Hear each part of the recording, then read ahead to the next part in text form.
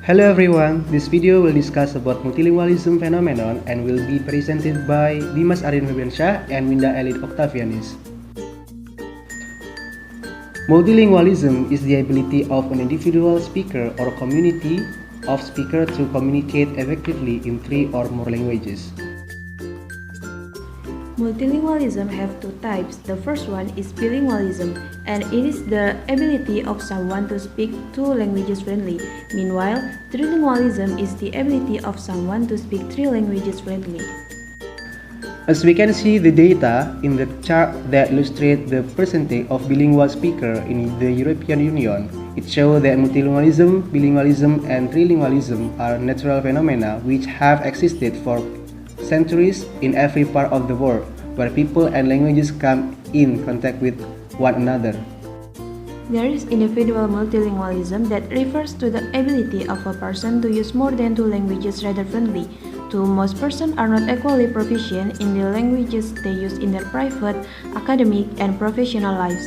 Individual multilingualism involves people who are able to make themselves understood in more than 2 languages, whether they are teenagers or adults who have learned 2 or more foreign languages in addition to their mother tongue, in which case they are referred to as polyglots. Next, we have societal multilingualism. Signifies the linguistic diversity that can be found in a country, a region, or a particular community. Societal or social multilingualism refers to countries or communities where languages have different functions and often a different status. It also refers to a civil society that is linguistically diverse. The social and political relations between groups largely determine how individual bilingualism and or multilingualism is perceived and treated within the society, if it is viewed as a research problem or as a part of the civil and human rights of individuals or groups.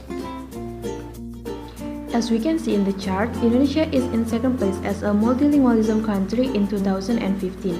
Indonesia's geography is certainly responsible for its linguistic plurality, with approximately 17,500 islands or 122 inhabited. It's right for such linguistic diversity. Many inhabitants of the same island don't even speak the same language, even though Bahasa Indonesia, a descendant of a Malay trade dialect, was adopted as the official language in the 1930s and is now taught at schools throughout the country. Around 20 million people speak it as a first language and 140 million speak it as a second language. Indonesia is home to 240 million people and many ethnic groups, which accounts for the existence of over 725 languages in the entire country, many of which run the risk of disappearing in an increasingly globalized world. For example, multilingualism happens in education. In some classes, especially in a language major, the lecturer mostly uses some languages in the class. For example, in my Japanese class, the lecturer uses 2 languages, English and Japanese, and in another class, mostly the lecturer uses Bahasa and English. The students sometimes also use some languages in the class to talk with the lecturer, friends, and to answer the questions. It shows that the multilingualism phenomenon in education. Another example of multilingualism also happens around us. The word bro and bestie always appears in the circle of friendship. The word bro itself is actually taken from an English word that is brother, and they combine these words between English and Bahasa, sometimes these words appearing in greeting sentences.